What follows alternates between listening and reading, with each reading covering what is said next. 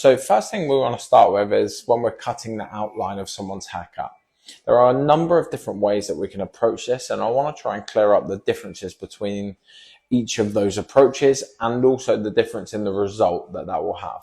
So the first thing to think about, of course, is the difference in the comb that we use. So the difference in the tensions between the fine end of the comb and the wide end of the comb.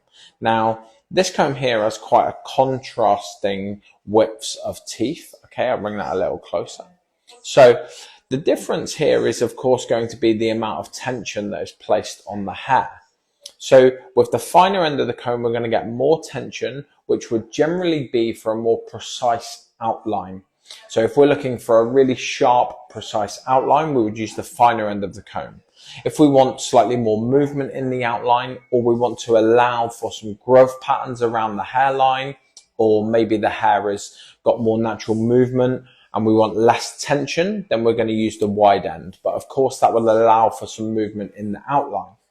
The other thing to be mindful of is about elevation. So one thing we try to make sure we get our students to avoid is how much elevation they use when they're cutting the outline. As a general rule, we want to be combing this hair down, allowing it to sit as close to its natural position as possible and not lifting this hair away. Because the minute we lift the hair away, we're changing the shape. We then become into a situation where we start to either graduate or then layer the hair without meaning to. So if we're trying to get a true line, we want the hair to be combed down in its natural position, no elevation, not rotating our fingers, so keeping them flat and as square as possible, and then cutting our line. So that's going to give the cleanest possible result when cutting the outline.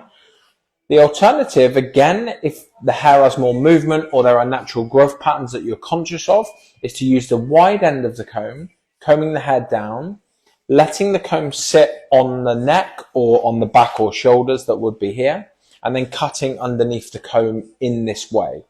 This allows consistency across the outline because you're using the same part of the comb, but it also just allows that hair to have its little bit of natural movement throughout the outline to compensate for those growth patterns.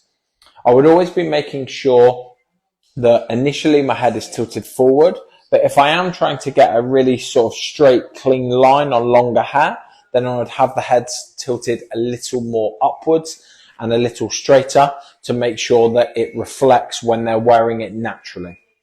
I hope that helps clear that up. I hope it helps answer some questions with regards to the differences in holding the hair, cutting under the comb, different tensions, and clears up some of those questions that you have. All right, guys, thanks very much for watching, and we'll be sharing some more tips with you very soon.